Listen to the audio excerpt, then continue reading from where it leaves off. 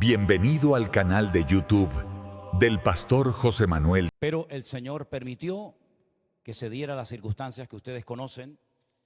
Y bueno, no hay ninguna queja en nuestro corazón hacia el Señor, ni muchísimo menos. El Señor es el que hace las cosas. Y hoy ha sido un día muy, muy difícil para Israel, muy complicado. Han pasado ya más de 400 días desde que pasó la desgracia del día 7 de octubre y todavía hay más de 100 personas que se espera y se está orando para que pronto sean liberadas, pero no se sabe exactamente cuántos todavía están con vida, porque ha pasado más de un año y las condiciones en las que han salido, los que lograron salir en algunos intercambios que hubo y eso, pues contaban cosas tremendas, ¿no? Y todavía siguen habiendo allí niños, niñitos muy pequeños, gente muy anciana, familias enteras, extranjeros de diferentes partes del mundo que todavía no han logrado salir. Se han hecho todos los intentos habidos y por haber para que la gente pudiera salir, pero todo ha sido en vano, no ha habido manera.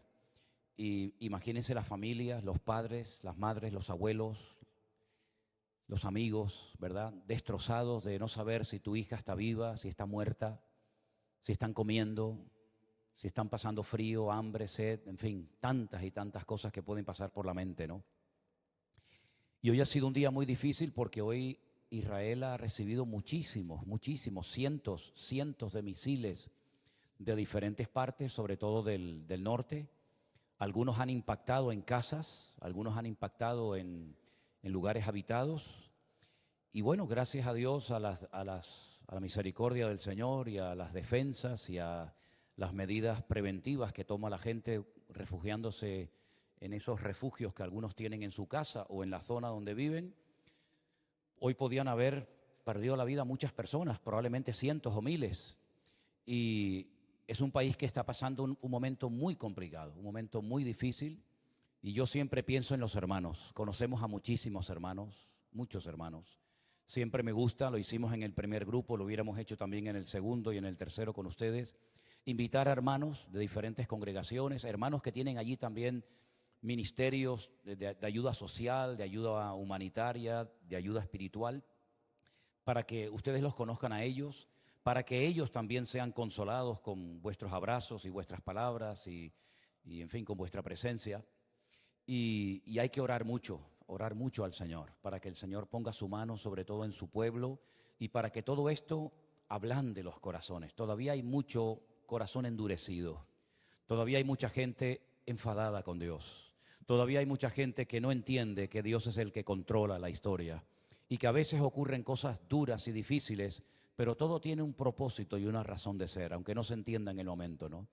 Así que por favor pido vuestras oraciones por todos nuestros hermanos, las iglesias, los pastores. Uno de los pastores de Israel, concretamente de la ciudad de Beersheba, donde vivía Abraham, pues estará con nosotros, Dios mediante, en el congreso del próximo año, en el Escorial, el hermano Eduardo. Él no sé si vendrá con su esposa, en principio él me ha confirmado que va a venir y él tiene una empresa, es un tour operador con el cual también trabajamos en estos viajes que hacemos y vamos a poner un stand con mucha información y con muchas cosas de Israel para que ustedes también puedan disfrutar en esos días, ¿no? Ya prácticamente creo que están todas las plazas cubiertas. Yo siempre le insisto a Saray, ¿hay alguna plaza más? ¿Hay algún hueco? Pero parece que está todo ya cubierto.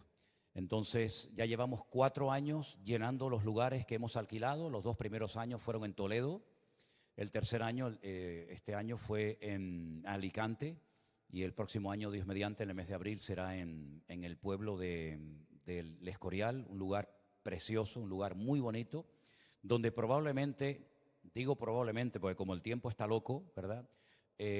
Habrá frío y tendremos que ir abrigaditos, sobre todo por las mañanas y por las noches. Me han dicho que la comida va a ser mejor que la de este año, así es que tranquilos. Y si no, llévense en las maletas chorizo, jamones, pan, llévense embutido por si acaso. Tenemos que ir con un plan B, por si acaso. Y nos dices el número de habitación donde te hospedas para hacerte una visita nocturna. Bueno, hermanos, los niños pueden pasar a sus clases ya, por favor, ¿sí? Los demás nos vamos a quedar aquí y les voy a invitar que vayan abriendo sus Biblias por el hermoso libro de Josué. El libro de Josué, probablemente lo escribió el mismo Josué. Es un libro que está lleno de grandes lecciones espirituales, de historias extraordinarias. Esta semana, en el culto del día jueves, analizábamos algunas lecciones importantes de dicho libro.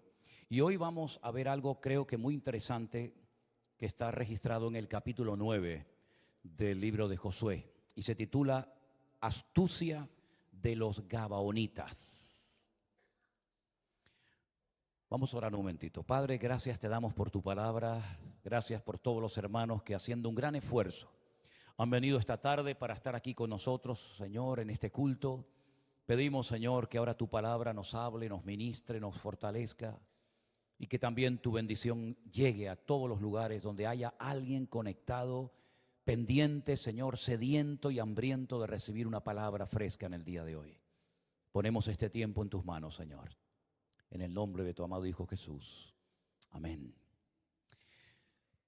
A veces cuando vamos con los grupos a Israel, les llevo a un lugar que para mí es muy bonito, porque hay una panorámica espectacular y me refiero a una montaña donde dicen que está enterrado el profeta Samuel. Allí arriba, en lo alto de esa montaña, ya digo, hay una panorámica muy bonita de diferentes partes y también al fondo se puede ver la ciudad de Jerusalén. Y ese edificio está dividido en dos. Una parte es una mezquita musulmana que se puede visitar y la otra parte es una sinagoga donde abajo, bajando las escaleras, siempre allí hay gente orando, leyendo la palabra, en la tumba del profeta Samuel. Cuando está abierta la puerta y nos dejan subir, subimos una escalera muy empinada y llegamos al techo de ese edificio. Y caminamos por la azotea y allí hay muchas cosas que explicar. Y una de las cosas que le digo, mira, allí enfrente, en ese valle, muy cerca de donde estamos nosotros, está Gabaón. Gabaón era el lugar donde Salomón recibió la visita nocturna del Señor y le dijo, pídeme lo que quieras y yo te lo daré. Y fue el lugar donde él le pidió al Señor, como todos sabemos, sabiduría, ¿verdad? En ese lugar, él ese día había sacrificado 1000 bueyes, porque era el lugar alto. Aún no estaba el templo de Jerusalén construido, por lo tanto, cualquier lugar alto servía para ofrendar al Señor o para levantar un altar. Y en ese lugar, en Gabaón, desde el balcón, se puede ver abajo un territorio que era de donde vinieron estos personajes que vamos a leer ahora, los Gabaonitas. Se llaman así Gabaonitas porque eran de Gabón. Y es interesante que en el versículo 1 la historia comienza diciéndonos lo siguiente.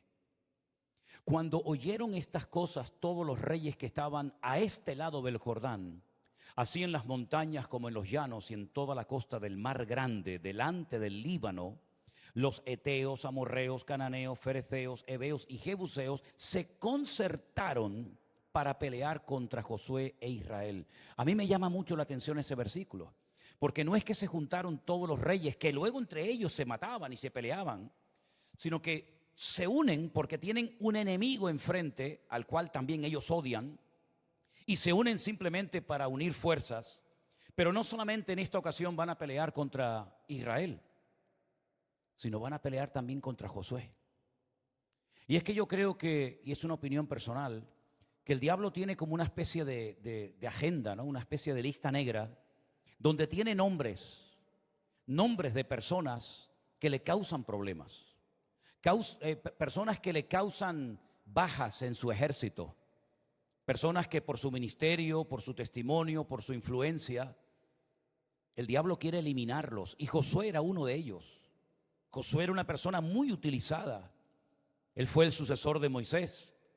Y en esta ocasión dice que los reyes querían ir a pelear contra Israel, pero también querían quitar de en medio y querían eliminar a Josué.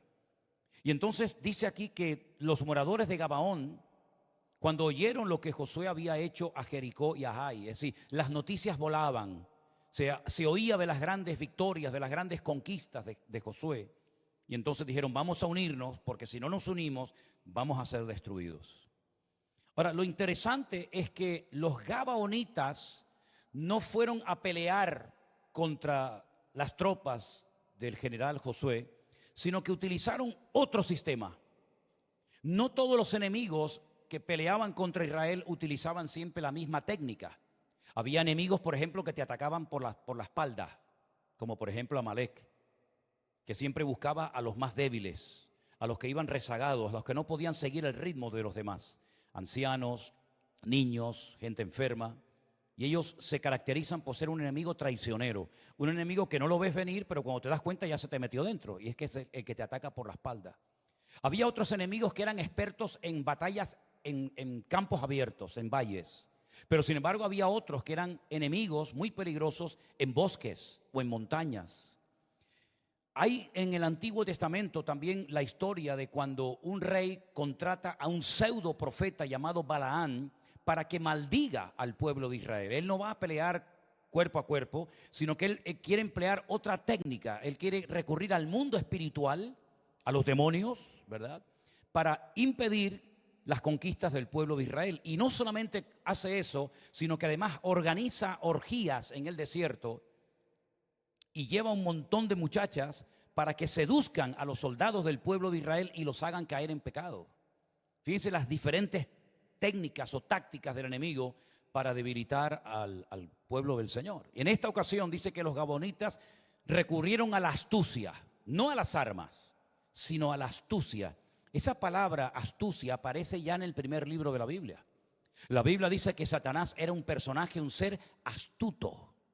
Y utilizando esa seducción, utilizando esa astucia, logró llevar al pecado a Eva y posteriormente esta a su marido. Y es esto lo que hacen ahora los gabonitas, emplean de astucia. Y fíjate lo que hacen. Fueron y se fingieron embajadores y tomaron sacos viejos sobre sus asnos y cueros viejos de vino, rotos y remendados, zapatos viejos y recocidos en sus pies, con vestidos viejos sobre sí, y todo el pan que traían para el camino era seco y mohoso. Vinieron a Josué al campamento en Gilgal y le dijeron a él y a los de Israel: nosotros venimos de tierras muy lejanas. Haced pues ahora alianza con nosotros. Y los de Israel respondieron a los heveos: quizás habitáis en medio de nosotros. ¿Cómo pues podremos hacer alianza con vosotros? Ellos respondieron a Josué: nosotros somos tus siervos. Y Josué les dijo: ¿quiénes sois vosotros y de dónde venís? Y ellos le respondieron: tus siervos han venido de tierra muy lejana, por causa del nombre de Jehová tu Dios, porque hemos oído su fama y todo lo que hizo en Egipto. Y así con estas palabras, estas lisonjas, ¿no?, con estas palabras muy dulces y muy bonitas, parece como que van conquistando el corazón de los hombres y el mismo Josué. Y todo lo que hizo a los dos reyes de los amorreos que estaban al otro lado del Jordán, a Sehón, el rey de Hesbón, y a Og, rey de Basán, que estaba en Astarot. Por lo cual nuestros ancianos y todos los moradores de nuestra tierra nos dijeron: tomad en vuestras manos provisión para el camino e id al encuentro de ellos y decidles: nosotros somos vuestros siervos, haced ahora alianza con nosotros. Este nuestro pan lo tomamos caliente de nuestras casas para el camino el día que salimos para venir a vosotros, y helo aquí ahora ya seco y mohoso. Estos cueros de vino también los llenamos nuevos, helos aquí ya rotos, porque estos nuestros vestidos y nuestros zapatos están ya viejos a causa de muy largo camino. Y los hombres de Israel tomaron de las provisiones de ellos y no consultaron a Jehová. Si leemos el resto de la historia, Israel cayó en la trampa, incluido Josué. Josué dijo: bueno, nosotros tenemos orden de no pactar, de no hacer alianzas ni amistad con las naciones que se han apoderado del territorio que nuestro Dios nos ha prometido dar a nosotros y a nuestros descendientes. Pero bueno, al fin y al cabo esta gente viene de tan lejos, ¿qué peligro puede haber? No son uno de nuestros vecinos, no son uno de nuestros enemigos, que o se rinden o los tenemos que expulsar. Así que pactemos con ellos. Y dice que tomaron de sus provisiones, hicieron alianza con ellos, les perdonaron la vida y les juraron que no los matarían. Pero dice en el versículo 16 que pasados 3 días después de que habían hecho alianza con ellos, oyeron que eran sus vecinos y que habitaban en medio de ellos. Y salieron los hijos de Israel al tercer día, llegaron a las ciudades de ellos, y sus ciudades eran Gabaón, Cafira, Berot y Kiriat Jearim. Y no los mataron los hijos de Israel, por cuanto los príncipes de la congregación les habían jurado por el Jehová, el Dios de Israel, y toda la congregación murmuraba contra los príncipes. Después dice que los convirtieron en personas que se dedicarían toda su vida a cortar leña para los hijos de Israel y a buscar agua para las familias de Israel, pero ya era demasiado tarde, ya habían pactado con ellos. Y todo esto no se debe simplemente a la astucia que emplearon los gabaonitas, que como cualquier inconverso, impío o pecador actuaron para salvar su vida. El error no estuvo en eso. El error estuvo en lo que dice el final del versículo 14. Y no consultaron con el Señor. Y por no consultar con el Señor, por no decir, esperen un momento, vamos a orar, no los conocemos a ustedes de nada, no sabemos si nos están diciendo verdades o mentiras, vamos a esperar un tiempo, unos días, y después nos reunimos y hablamos. No consultaron al Señor. Se precipitaron, les perdonaron la vida, les juraron que no los tocarían, y a los 3 días se enteran de que han cometido el peor error de su vida. Y ya no los podían matar, porque empeñaron su palabra, y la palabra en aquel tiempo, no como hoy en día, tenía un peso. Durante toda nuestra vida nosotros tendremos que tomar continuamente decisiones. Decisiones que nos pueden ayudar a avanzar o decisiones que nos pueden ayudar a quedarnos estancados y a retroceder mucho en el camino que hemos ganado para el Señor. Decisiones que van a fortalecer nuestra fe o van a traer ruina a nuestra vida. Decisiones que pueden abrir la puerta a futuras bendiciones o hipotecar nuestra libertad y al final terminar llorando por cosas que podíamos haber evitado.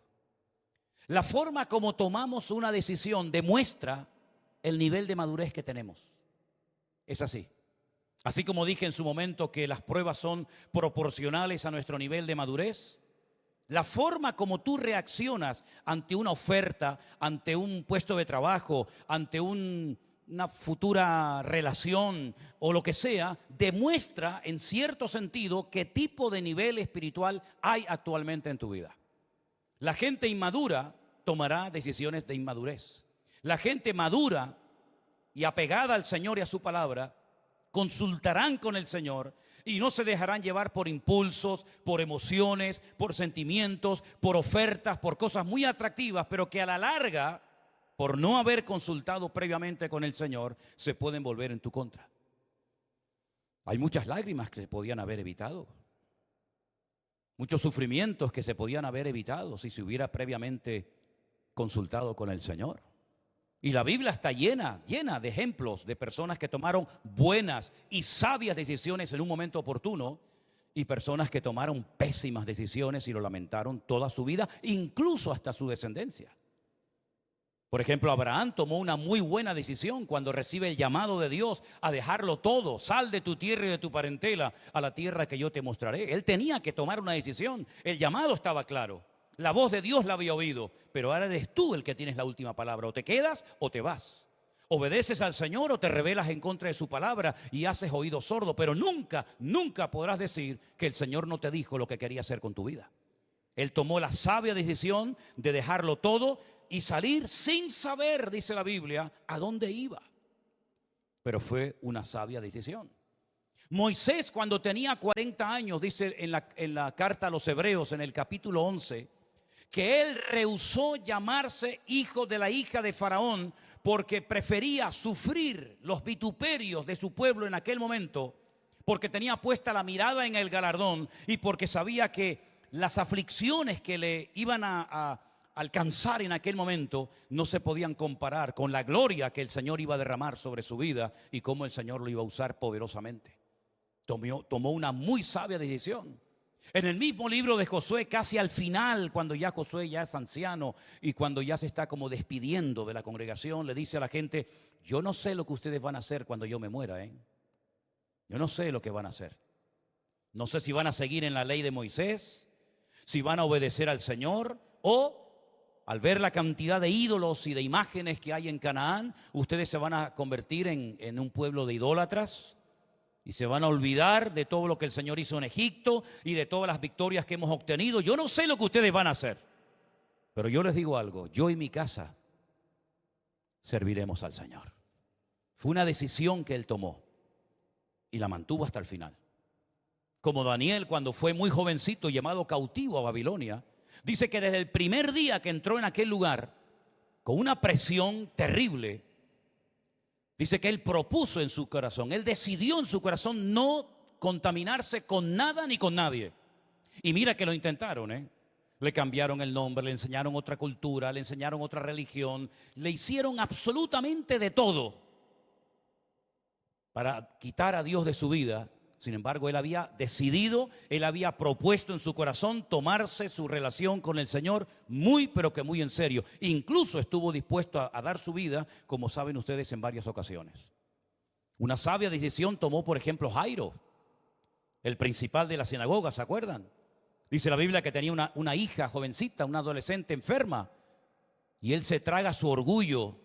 Él se da cuenta de que todo su conocimiento y toda su sabiduría como líder o como responsable de la sinagoga no le sirven en ese momento de nada, y él toma la decisión de salir delante de todo el pueblo, todo el mundo lo está observando, y de ir a pedir ayuda y auxilio al Señor Jesús. Incluso después, cuando le llegan y le dicen: no molestes más al maestro, tu hija acaba de morir, el Señor le dice: no temas, sigue adelante. Sabias decisiones tomaron aquellos jóvenes que tenían un amigo paralítico, que el pobrecito no se podía mover por sí mismo. Y dice la Biblia que un día, estando Jesús en una casa en Capernaum, por cierto abarrotada de tanta gente que había, en vez de desanimarse, en vez de decir: bueno, venimos otro día, o mira, hoy no se puede, ya olvídate, ellos siguieron adelante con su fe, pusieron en práctica su fe, y dice la Biblia que subiendo a lo alto del tejado, lo bajan, y entonces vieron cómo el Señor sanó a su amigo y cómo le cambió la vida. Si la Biblia está llena de personas, de hombres, de mujeres, de grandes personajes, algunos muy conocidos, otros menos conocidos, que tomaron muy buenas y sabias decisiones. Pero también la Biblia, hay que decirlo, está llena de personajes que se equivocaron, que no obedecieron al Señor en el momento más importante de su vida. Por ejemplo, Adán y Eva. Adán y Eva conocían la voluntad de Dios, conocían cuáles eran los límites que el Señor les había puesto, pero tanto él como ella tomaron una mala decisión que nos arrastró a todos y a cada uno de nosotros cuando le creyeron al diablo más que a lo que el Señor les había dicho. El día que pecares, pereceréis. Perderéis mi gloria, mi presencia, la inocencia que os caracteriza, la comunión perfecta y maravillosa que tenemos. Todo eso va a cambiar. Pero prefirieron, ya digo, obedecer al diablo, a sus mentiras, en vez de creerle a Dios. Caín se equivocó cuando tomó la decisión, engañando a su hermano, de salgamos al campo a dar un paseo. Vamos a tener un ratito de comunión, ¿verdad? Para conocernos un poquito más. Y dice la Biblia que en un momento de despiste, Caín se levanta contra su hermano Caín, y dice la Biblia que lo mata. Una pésima decisión tomó Saúl cuando Samuel le había dicho: no hagas nada hasta que yo aparezca por el campamento, presente el sacrificio, pida la bendición del Señor y luego puede salir al campo de batalla con el respaldo de Dios. Y dice la Biblia que viendo que Samuel tardaba y no venía, y algunos soldados se ponían nerviosos, y viendo a los filisteos que cada vez se le acercaban más, él dice: bueno, mira, Samuel no viene, ¿qué más da? Y presenta el sacrificio. Y en ese momento aparece Samuel y le dice: locamente has actuado. La decisión que has tomado ha sido una locura. Porque yo no te dije que hicieras el sacrificio tú, sino que yo estoy aquí para hacer esto y luego tú tu parte. Y dice la Biblia que ese día el Señor tomó también una decisión, porque Dios también ha tomado y sigue tomando decisiones prácticamente a diario.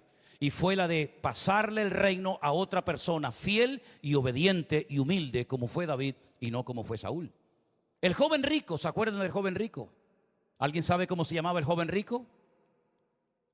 Anderson se llamaba, ¿no? No. No sabemos cómo se llamaba. ¿Tú sabes, Anderson, cómo se llamaba? Nadie sabe cómo se llamaba el joven rico, ¿sí o no? Era joven, era rico y era religioso, pero el nombre no lo sabemos. Y tomó una decisión buena y una mala. ¿Cuál fue la buena? Voy a ir al Señor a presentarle mi duda. Señor, ¿qué tengo que hacer para heredar, para tener la vida eterna? Es una decisión magnífica, porque fue a preguntar al mejor maestro del mundo, al que verdaderamente tenía una sabia y correcta respuesta. Una decisión muy bien tomada, pero lamentablemente cuando oye la respuesta no le gustó. Y dice que se fue muy triste y tomó una mala decisión de no seguir al Señor y de no obedecer su palabra. ¿Se acuerdan de la mujer de Lot? El Señor le dijo, salgan corriendo, que esto va a salir por los aires en cualquier momento. No miren atrás, no cojan nada, fuera, salgan corriendo. Ya el error había comenzado en su marido cuando probablemente presionado por sus hijas y por su esposa, ellas querían ir a vivir a la ciudad. Eso de vivir en el campo, en lonas, entre cabras y ovejas, eso con ellas no iba eso. A ellas les gustaba el Carrefour, el Corte Inglés, tener todo a mano, ¿no? Eso era antes, hoy en día es diferente, ¿verdad? Y el tontorrón de Lot dice, bueno, venga, vamos a ir poquito a poco poniendo las tiendas hacia Sodoma. Y cuando ves a Lot en Sodoma, ya está establecido, sus hijas están a punto de casarse con gente de Sodoma y de Gomorra. Es decir, un desastre, se metió en la boca del lobo, una pésima decisión. Se equivocó, tal vez por la presión familiar. Pero al final obedeció al Señor saliendo. Pero su esposa dice que a espaldas de él tomó una decisión pésima, horrible, y fue la de echar una última miradita. Miró atrás y ¿qué pasó? Se quedó convertida en una estatua de sal. Romanos capítulo 12, carta hermosa escrita por el apóstol Pablo, versículos 1 y 2. Tomen nota y apréndanse estos versículos de memoria. Dicen así, Romanos capítulo 12, versículos 1 y 2.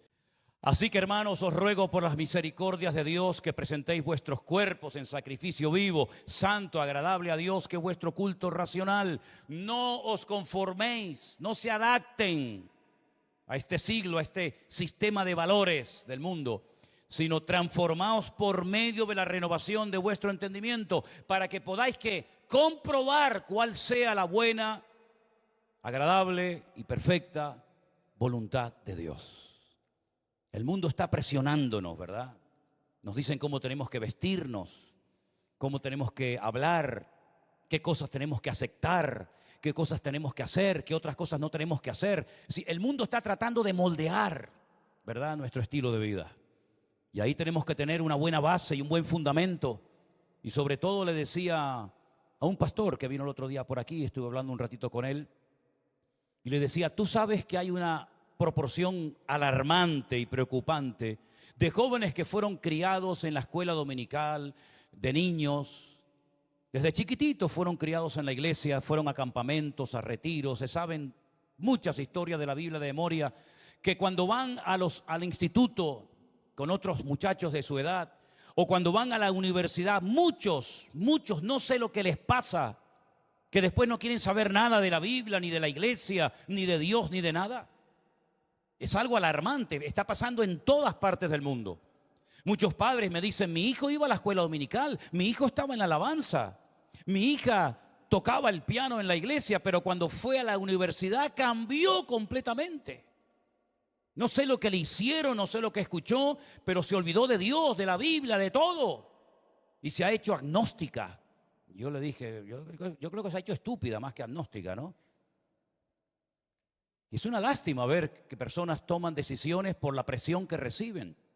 Me decían algunos jóvenes de nuestra iglesia en Bruselas que algunos chicos en la escuela se convierten al Islam y se hacen simpatizantes del Islam para que no le hagan bullying en las clases, porque son minoría y entonces no tienen amistades, la gente se ríe de ellos, pasa de ellos y les hacen el vacío. Tremendo, ¿no? Qué importante es tener hoy en día una buena base, ¿verdad? Desde el hogar, que lo reafirma el joven o el niño en la iglesia, para que cuando llegue el momento de la presión, que va a llegar, nuestros hijos algún día van a ser tentados.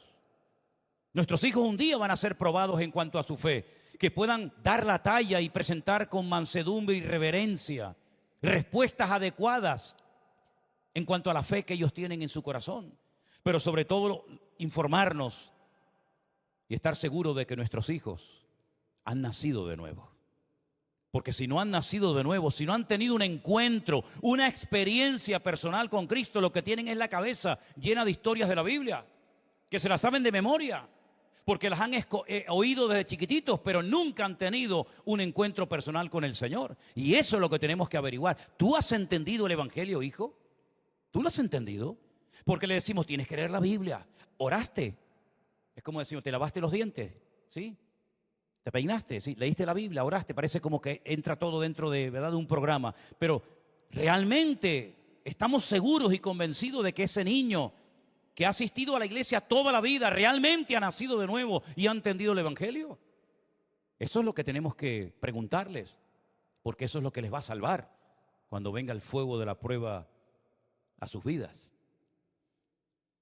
Algunas personas que tomaron pésimas decisiones en la Biblia la tomaron por el miedo al fracaso, por miedo a verse solo, como por ejemplo el caso de Saúl, que dice la palabra de Dios que al ver que Samuel no llegaba y al ver que los filisteos venían contra él, tuvo miedo e hizo algo que no le correspondía hacer. Y en la vida cristiana tienes que andarte con ojo, y te voy a decir por qué. Porque hay cosas que en el primer año, los primeros 2 años, vamos a decir, y no más, de tu conversión, de tu andar con Cristo, entre comillas, te puedes permitir ciertos lujos. Pero hay un momento en el que si te quieres plantear seriamente tu relación y tu crecimiento espiritual delante del Señor, hay cosas que ya no puedes hacer. Ya no puedes hacer. La palabra del Señor nos enseña que todo nos es lícito, pero no todo conviene. El consejo de la Biblia es examinarlo todo y retener lo bueno. Y lo importante es que lleguemos a un punto en nuestra vida en el que ya no necesitemos la presión de papá, de mamá, del abuelito, de la abuela, del pastor, de la iglesia, de los hermanos, sino que aunque esté solo en medio de impíos y de pecadores, sepa marcar una diferencia porque tiene puesta su mirada y su confianza en el Señor. Como le pasó, por ejemplo, a José en Egipto, que tomó la decisión de mantenerse fiel al Señor, aunque nadie veía si iba a cometer un pecado. Nadie lo observaba, no había pastor, no había padre, no había madre, no había amigo. Todos eran pecadores, todos eran terribles. Y él era el único que era diferente, pero él no se dejó arrastrar por el sistema de valores, por el modelo de vida de Egipto, sino que él supo que aquella estancia en aquel lugar, incluso en la cárcel, en los peores momentos de su vida, todo aquello tenía un propósito. De hecho, se lo dice años más tarde a sus hermanos: no fuisteis vosotros los que me trajisteis aquí, fue Dios el que usó vuestras vidas para traerme a este lugar. Él supo interpretar las circunstancias de su época. Él supo entender a Dios en medio del dolor. Él descubrió a Dios en medio de la angustia y de la soledad. Y no tenía iglesia, no tenía pastor, no tenía un Nuevo Testamento, no tenía una radio, no tenía nada, pero tenía a Dios en lo más profundo de su corazón. ¿Cuántos dicen amén? Y por eso es muy importante que no le demos lugar a las emociones, que no le demos lugar al miedo, a la angustia, a la preocupación, a la presión de la vida, sino que le demos lugar única y exclusivamente al Señor y a su palabra, obrando y operando dentro de nuestros corazones. Una mala decisión, como no consultar a Dios, trajo una tragedia nacional. Los gabonitas se infiltraron en la vida del pueblo.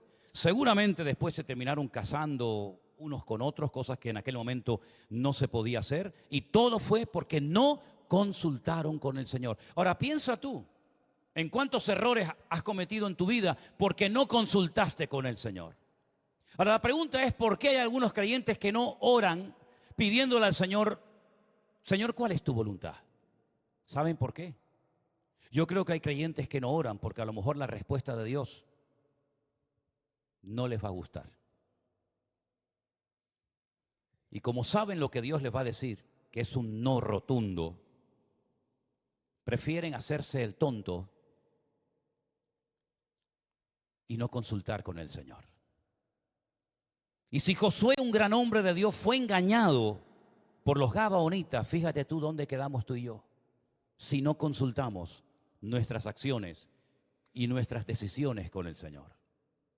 A veces nosotros creemos que siempre vamos a estar con la misma salud, con la misma fuerza, con la misma vitalidad, y no nos damos cuenta de que la vida nos va cambiando a todos, pero Dios siempre sigue siendo el mismo. Y Él lo que quiere para tu vida y para mi vida y para la vida de todos y cada uno de nosotros, ¿saben lo que es? Lo mejor. ¿Cuántos dicen amén? Lo mejor, hermanos, créeme, lo mejor. Él ve el futuro, yo no lo veo, yo no lo conozco. Yo no sé lo que va a pasar dentro de una hora, pero Él que lo sabe, que lo ve y que lo entiende todo, a veces cierra una puerta, aunque tú digas, pero Señor, ¿por qué? He orado con fe, he pedido con fe, pero no has buscado la genuina voluntad de Dios para tu vida. Y a veces la voluntad de Dios puede ser, nos ha pasado a todos, no coincide con la tuya. Pero nuestra voluntad se puede equivocar, ¿sí o no, hermanos? Pero la voluntad de Dios, la hemos leído esta tarde, es santa, es agradable, es perfecta. Miren cuál era la voluntad del Padre para su Hijo Jesús, ir a la cruz a morir. Jesús dijo, pasa de mí esta copa, Padre, mas no se haga mi voluntad, sino la tuya. Y la voluntad del Padre es que fuera una cruz a morir. No era que se fuera de vacaciones, no es que se fuera a otro lugar y pasara del sufrimiento y del tormento que le esperaba, sino la voluntad del Padre en aquel momento era la muerte de su Hijo, porque era la única manera de redimir a la raza humana de sus pecados. Pero el Hijo no fue a regañadientes ni quejándose contra la voluntad del Padre a la cruz, sino que fue, dice, con gozo, y fue obediente hasta la muerte, y muerte de cruz.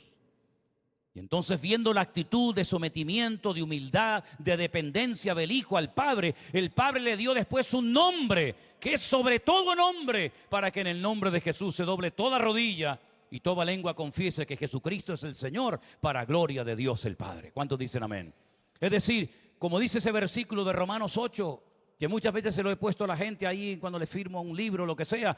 Tengo por cierto que las aflicciones del tiempo presente no son comparables con la gloria venidera que en nosotros ha de manifestarse.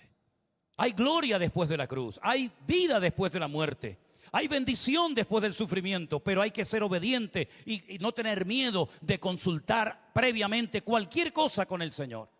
Porque nosotros nos podemos equivocar, pero nuestro Dios es perfecto y repito, Él tiene lo mejor para todos y para cada uno de nosotros. Me llama la atención este personaje que admiro tanto como es el rey David. Todos lo conocen, ¿verdad? David era un hombre de guerra, era un experto. Él sabía cómo había que atacar, cómo había que organizar una batalla. Él sabía cuáles eran los puntos débiles del enemigo. Él sabía perfectamente cómo atacar a los amorreos, a los filisteos, a todo el mundo. Pero dice la Biblia que cada vez que iba a la guerra, consultaba con el Señor. Y fue un día a pelear contra los filisteos, previamente había consultado con el Señor, y el Señor le dijo, vete porque la victoria está garantizada. Y fue, y tiempo más tarde, fue a pelear otra vez contra los mismos enemigos, y dice que otra vez, nuevamente, volvió a consultar con el Señor para ver si era o no la voluntad de Dios que fuera a pelear contra los filisteos en aquel momento. Esa costumbre hay que desarrollarla en nuestra vida. No actuar por impulsos, sino decir, Señor, ¿tú estás en esto? ¿Esto viene de parte tuya? Porque suena muy bonito, ¿eh? Es muy atractivo, ¿eh? Esto no se lo ofrecen a cualquiera. Pero Señor, tú que ves más allá de lo que ven mis ojos, ¿tú estás de acuerdo con esto?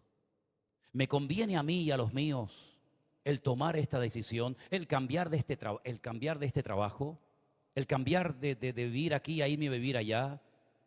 No voy a decir casarme con esta o con aquella, no, si eso no, porque eso tienes que tenerlo bien claro, ¿no? Pero hay muchas decisiones que tienes que tomar a diario.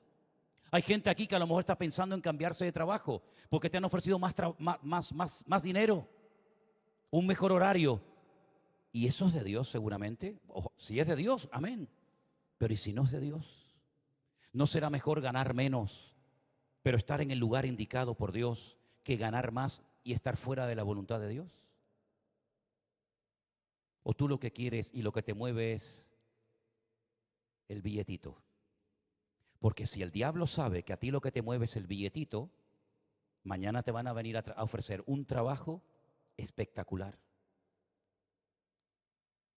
Porque sabe que esa es tu debilidad. Y el diablo va a utilizar siempre tu debilidad para llevarte a su terreno. ¿Saben quién es el ser más astuto de todo cuanto existe en el planeta Tierra? ¿Quién? Satanás, el diablo. Ese sí que sabe ser astuto.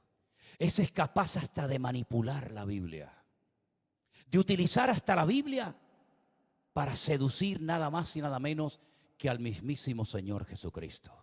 Cuando él vio en el desierto que el Señor había decidido no pecar, él había decidido agradar al Padre y él no tenía que demostrarle a nadie nada, porque ya el Padre días atrás había dicho el día de su bautismo en el río Jordán: este es mi Hijo amado, en el cual tengo complacencia. Y ahora viene este, y si eres el Hijo de Dios, dile a estas piedras que se conviertan en pan. Es que yo ya sé que soy el Hijo de Dios, porque primeramente lo sé, y segundo lugar mi Padre ya ha hablado y ya lo ha dicho.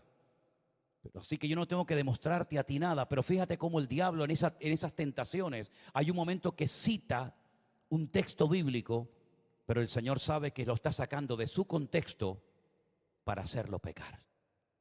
Y hay personas que han tomado decisiones equivocadas utilizando textos de la Biblia. Y esto es muy delicado y muy peligroso. Porque dicen: no, es que yo leí la Biblia y el Señor me habló. ¿Dónde te habló? ¿Qué te dijo? No, me dijo esto y aquello. Pero un momento, esa palabra, ese versículo que leíste, ¿cómo sabes que era para ti? Bueno, es que, no sé, toda la Biblia es para nosotros. No toda la Biblia es para nosotros. En la Biblia también el diablo habla. Hay muchas veces que el diablo habla en la Biblia y las palabras que el diablo habla no son para mí. Tengo que analizarlas y decir: no, esto lo dijo el diablo. No moriréis. Eso está en la Biblia, sí, pero ¿quién lo dijo? Lo dijo el diablo. Pero el Señor dijo: el alma que pecare, esa morirá. Entonces, ¿qué quedamos? Tienes que saber discernir a quién se le dijo esa palabra, por qué se le dijo esa palabra. Si es una profecía, si es una promesa, si es algo que tiene que ver con una persona en particular, o es una promesa genérica.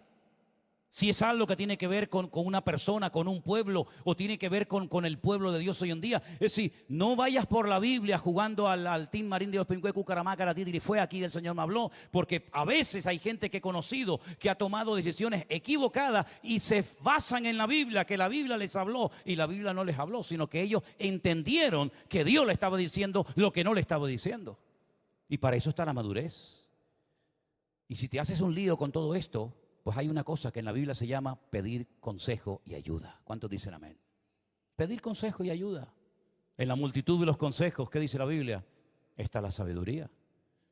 Pero pida consejo de alguien que te ame tanto, que esté dispuesto a llevarte la contraria, aunque a ti no te guste.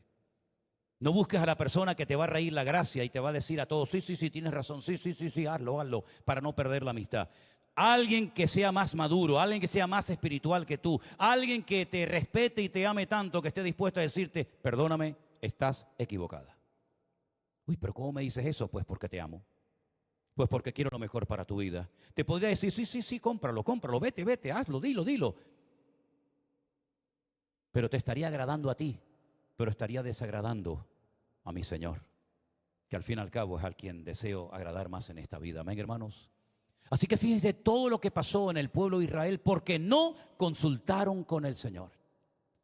Si hubieran orado, si hubieran dicho: Señor, verdaderamente esta gente viene de tierras lejanas, verdaderamente es verdad que salieron con pan caliente y mira cómo viene el pan, y mira cómo viene la ropa, y mira cómo llevan los vestidos y los zapatos, verdaderamente es verdad lo que nos están diciendo. Les faltó consultar a Dios y les faltó algo que necesitamos urgentemente desarrollar y cultivar como nunca antes en la vida, y lo digo muy en serio, la iglesia hoy en día, y es discernimiento espiritual. ¿Cuántos dicen amén? ¿Es que acaso hemos olvidado que hay una lista en 1 Corintios 12 de nueve dones, y uno de ellos es el don de discernir los espíritus? Porque no todo espíritu ha salido de parte del Señor. ¿No dice eso la Biblia? La palabra de Dios dice que un día Pablo con su compañero iban a orar a un río porque no había minyan, sino había un grupo mínimo de 10 varones para poder establecer una sinagoga. Y por eso tenían que irse al río a orar. Y dice que mientras iban al río cada día caminando Pablo y Silas, Le salía una muchacha al encuentro y le decía a todo el mundo: atentos, escuchen bien, estos señores, estos predicadores son siervos del Dios Altísimo. Y un día y otro día y otro día, diciendo aparentemente algo bonito. Estos son siervos del Dios Altísimo. Pero dice que después de muchos días, desagradando este peloteo, desagradando estas palabras de esta muchacha, dice que se volvió y reprendió a ese espíritu de adivinación, que es lo que algunos tienen, no palabras de profecía, sino espíritu de adivinación. Y dice que salió de ella y los amos de esta chica vieron que perdieron su ganancia. Hay mucha gente que van por la vida creyendo que están profetizando y de profeta no tienen nada. Lo que tienen más bien probablemente sea espíritu de adivinación y ni siquiera se han dado cuenta. Y Pablo no se dio cuenta al momento, sino dice que después de muchos días esto ya le desagradaba. Ya no me gusta esto que está diciendo continuamente esta niña. Y dice la Biblia que después de muchos días reprendió, discernió que ese espíritu, esa expresión, esa palabra no venía de parte del corazón de Dios. Exactamente igual le pasó al Señor Jesucristo en el norte de Israel, en una ciudad que antaño se llamaba Cesarea de Filipo. Cuando él le pregunta a sus discípulos: ¿qué opina? ¿Qué dice la gente de mí? Y algunos le dijeron: bueno, algunos piensan que eres Juan el Bautista, que has resucitado de los muertos. Y otros piensan que eres Elías. Y otros piensan esto y otros piensan aquello. Y el Señor se les queda mirando a sus discípulos y le dice: ¿y yo para vosotros a estas alturas de la vida, quién soy yo para ustedes? Y todos callaron, salvo Pedro, que dijo: tú eres para mí el Cristo, el Mesías, el ungido, el Hijo del Dios viviente. Y el Señor lo felicita delante de sus discípulos, imagínense, ¿no? Bienaventurado eres, Simón, hijo de Jonás, porque esto que acabas de declarar, esto que acabas de decir, no te lo reveló sangre ni carne, sino mi Padre que está en los cielos. Es una revelación directa del corazón de mi Padre al tuyo. Pero días más tarde, cuando el Señor Jesucristo anuncia que tiene que ir a Jerusalén a morir y a cumplir con las Sagradas Escrituras, con las profecías, dice que lo llamó aparte y le dijo: Señor, no vayas. No vayas, que no te acontezca esto de morir en una cruz. Y el Señor, ¿qué le dijo? Apártate de mí, Satanás, porque no pones la mira en las cosas de Dios, sino en las cosas de la tierra. El mismo que días atrás fue alabado, ahora es reprendido públicamente porque se dejó utilizar por el Señor, pero también se dejó utilizar por el diablo. Y como dice la Biblia, de una misma fuente no puede salir agua dulce y agua salada al mismo tiempo. De una misma fuente no puede salir agua fría y agua caliente. Así tiene que ser nuestra boca y nuestro corazón delante del Señor, ¿verdad? Y por eso es muy importante que nosotros siempre le digamos al Señor: Señor, enséñame a hacer tu voluntad y a gozarme en tu voluntad y a esperar en tu voluntad. Porque a veces el Señor, entre comillas, digo esto, puede tardar un poquito, ¿no? Más de la cuenta, en respondernos a una oración. Pero no te preocupes, el Señor es galardonador de los que le buscan. Porque al Señor le agrada a la gente que aprenden a esperar en Él y a consultar con Él. Siempre, siempre las personas cuando oran y esperan en el Señor, esa gente siempre es recompensada de una u otra manera por el Señor. Así que mi palabra final en esta tarde, en este mensaje, es: aprendamos a consultar todo en la vida con el Señor. No vayas de listo. No, yo no tengo que decirle nada a nadie ni preguntar. No vayas de listo, porque te puedes meter un leñazo que te puede pesar toda la vida. Por no consultar con el Señor se le metió el enemigo en casa. Como estas hermanitas que abren su casa a cualquiera. Y abren su casa a gente que no conocen de nada. Y luego tienen unos líos que para sacarla les cuesta un riñón.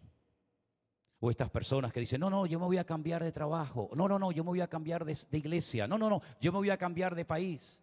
Y después resulta que lloran lágrimas de sangre porque tomaron decisiones en la carne precipitadamente sin consultar previamente con el Señor. Cierra tus ojos en esta tarde, mi querido hermano, ahí donde estás, por favor. Y pidámosle junto al Señor en el día de hoy: Señor, ayúdame, aleluya, ayúdame, Señor, ayúdame, Señor, ayúdame, Señor, a esperar en ti, Señor, a no tener prisas, a depender de ti permanentemente, Señor, aleluya. Oh, bendito sea tu nombre, Dios. Si tienes que tomar una decisión, hermano y hermana, en los próximos días, ora al Señor, busca de Él su palabra. No te precipites, no digas, no, no, no, no, no, o sí, sí, sí, no, tranquilo, tranquilo, no corras, no corras. Deja que el Señor, aleluya, deja que el Señor tome las riendas de tu vida. No tengas ninguna prisa, al contrario, aprende a esperar en el Señor, aleluya. Gracias, mi Dios. Gracias, Señor Jesús. Ponga sus decisiones, ponga su vida en las manos del Señor y deje, aleluya, que Él sea el pastor de tu alma. Decisiones con un trabajo, decisiones con un hijo, decisiones con tu salud. Ponga todo en las manos del Señor. Nosotros teníamos que estar ahora mismo en otro país. Sin embargo, el Señor tenía otros planes. ¿Para qué nos ha traído aquí? Tal vez algunos para que escucháramos esta palabra. No lo sé, Dios lo sabe. Pero sea como sea, mi querido hermano, mire al Señor y confíe en Él y Él hará. Aleluya. Nos ponemos de pie, queridos hermanos.